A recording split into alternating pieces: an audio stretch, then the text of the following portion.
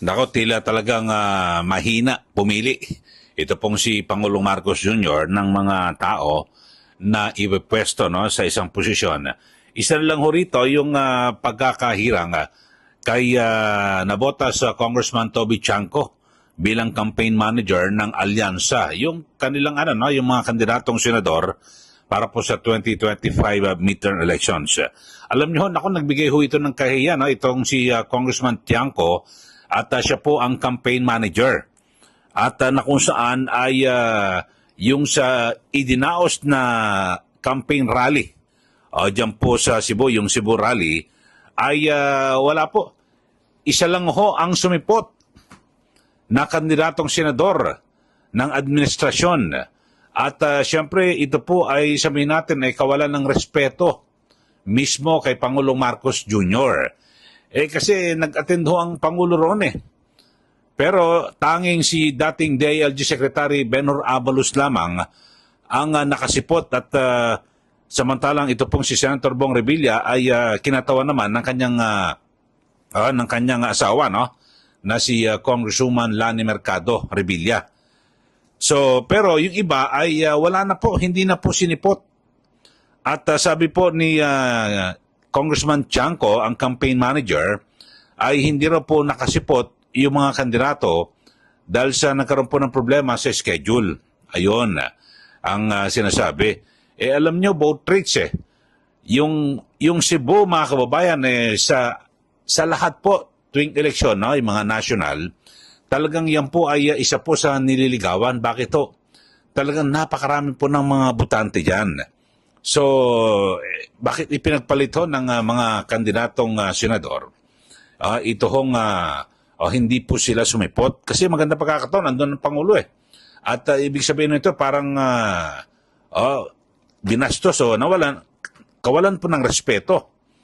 At siguro yung mga kandidatong senador, kung meron ho sila na mga naunang commitment o schedule, nagkaroon po ng conflict, pwede po nilang reschedule yun or, may mga private play naman ng mga yan Sumaglit doon sa Pangulo tapos ay babalik na lang ho sa kanilang kung saan man sila naka-schedule na kampanya.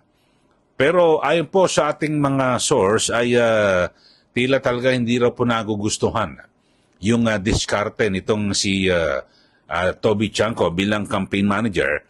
Kasi parang kung magdesisyon yung paiba-iba tapos 'di ba yung sa kaso lang ho ni Camille Villar at inendorso na raw po siya ng kalaban sa kabilang kampo si BP Sara pero binaliwala ni Toby Chanco. So yun talagang mukhang sablay nga ho mga kababayan. At talagang dito lumilitaw mukhang nagkamali na naman ang Pangulo sa pagpili sa campaign manager, mga kababayan. Naku, ang dami hong kapalpangakan na nangyari. Kaya, ang ginagawa rin ho ng mga kumakandidatong senador, lalo na ho yung mga, sabihin natin, nasa laylayan, kanya-kanya na ho mga diskarte ang ginagawa. Kasi, meron din ho na, ang isa po sa mga idinadahilan, di umano, ay yung mababang rating mismo ni Pangulong Marcos Jr. Kasi 25% sa huling survey, yung kanyang trust at approval rating. So, siyempre, yung iba nag-aagam-agam, yung mag-endorse sa atin, bagsak din ang rating. So, baka mas madamay pa ho sila at maging negatibo, mga kababayan. Pero balikan ho natin, yung pangyayari sa Cebu, talagang parang naging kahiyahi at katawa-tawa ang Pangulo. Biruin nyo, ikinakampanya niya, kaya ho siya nagpunta ron para ikampanya niya yung mga kandidatong senador ng administrasyon, isa lang ang sumipot panoorin ho natin ito Daghang salamat, Mr. President Ferdinand R. Marcos Jr. Inaanyayahan po natin muli sa stage ang ating alyansa senatorial candidates para sa pagtataas ng kamay ng ating Pangulo kasama si Cebu Provincial Governor Gwen Garcia bilang simbolo ng pag-endorso sa mga kandidato ng alyansa para sa bagong Pilipinas. Attorney Benhur Abalos. Representing Senator Bong Revilla is Congresswoman Lani Mercado Revilla. Alianza Matungatagan sa pinakamasipang pakpak.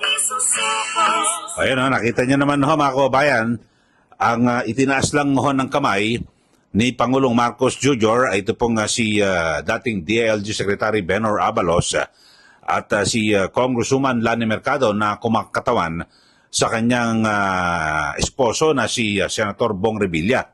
So yun lang ho. So tila inista po at alam nyo, dapat ho ang campaign manager merong mas magaling ho. Pero dito ho lumilitaw mukhang parang mahina ang diskarte at parang binigyan niya po ng kahihiyan itong si Pangulong Marcos Jr. Kasi kung ako sa Pangulo ho mga kababayan kung hindi pala sisipot yung karamihan ng mga kandidato ng administrasyon, ba't ako pupunta dyan sa Cebu? Di po ba?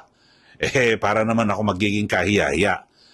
Di ba? Di ba sa mga ganyan mga pagtitipon, kapag pag may mga event at ang sabihin natin, panauhing pangdangal ay ang isang Pangulo, naku, lahat po ng opisyal kahit na anong ginagawa mo o kung meron ka mga naunang meeting, kansilado lahat yan kasi prioridad mo ang Pangulo. So dito ho ay lumilitaw na talagang marami sablay kasi may mga nagsasabi sa akin medyo talagang mahina raw na campaign manager. Ito pong si Congressman Toby Chanco. Okay, may mga report ka na nag-a-ambition pa raw ito na maging speaker. Diyan po sa mababang kapulungan ng Kongreso. So, suma total ho mga kababayan ay, dito ho, bagamat absent yung iba, ay inendorso pa rin naman ni suspended Governor Gwen Garcia. Yung karamihan po sa mga kandidatong senador sa ilalim po ng alyansa. Mga kababayan. So, yun ho. Pero, ang dito, ang nagiging perception din ho ng publiko, yung pagsipot po ni Pangulong Marcos Jr. sa nasabing Cebu Rally, ay parang kanyang kinukonsinte. Ito hong, yung hindi po pagsunod at yung harap-harapang pagsuway ni Governor Gwen Garcia dito po sa kautusan ng ombudsman na siya po ay suspinde ng 6 na buwan. Kasi ang ehekutibo po ang dapat na mag-i-implement ho rito yung Malacanang at o yung DILG para i-implement yung pagsuspinde dito po kay Gwen Garcia. Pero yun nga ho, siguro dahil sa kaalyado at ang sabi ho ng Pangulo sa kanyang naunang statement na dapat ay idaan sa due process. So ano bang due process dito? Sinuspindi ka nga ng ombudsman. Dapat matik, epektibo, tanggal ka kagad sa pwesto. Ito, preventive suspension. Ibig sabihin, hindi po parusian, ay pansamantala, ipe-prevent ka muna. Kasi, halimbawa, kung nasa Kapitolyo ka pa rin, tapos may mga akusasyon sa iyo ng katiwalian o kung ano man, pwede mong ipalinis yung di ba? Kung hindi ka pa aalis dyan sa iyong opisina, pwede mong ipalinis yung mga ebidensya. So, maabsuelto ka. So, kaya ang ganon, ginagawa ng ombudsman, biglaan, suspendido ka. Tapos, i-implement ka agad. Wala Hindi agad na-implement Ano ba rito? Palakasan. Mga kababayan, sa mga nakaraan, sa dami ho ng mga nasuspende na mga lokal na opisyal, yung iba, kapag talagang nagmamatigas, hindi po sila lalapit sa Pangulo, kundi tatakbo ho yan doon sa Supreme Court para kumuha ng TRO. Yun, kapag nakuha ang TRO, so wala, hindi po may patutupad yung pagsususpinde sa kanya. So, yun lang ho. So, sa pagkalahatan, yung pinag-uusapan ho natin ay parang may nagkamali na naman si Pangulong Marcos Jr. sa pagpili sa kanyang campaign manager diyan po sa alyansa. At mismong yung mga ilang miyembro ng alyansa talagang di nasisiyan, di umano, at ang minarapat pa yung minabuti ng iba na magkanya-kanya na. Mga kababayan. So, sa Panguli, sa suma total, nagbigay ng kahihiyan si Toby Chanco sa Pangulo. At ang Pangulo, hindi ko alam kung naramdaman niya. Parang na siya po ay binoykot. Parang siya ang binoykot ng karamihang mga kandidatong senador dito po sa alyansa. Okay, sa mga bago pa lang na subscriber dito po sa ating palatuntunan, huwag niyo pong kalimutan mag-subscribe na po kayo at i-share niyo po at i-like para updated ho kayo lagi sa ating mga diskusyon, balita, pagtalakay sa mga maiinit na issue. Maraming salamat po muli. Ito po si Kylie. Magandang araw sa ating lahat.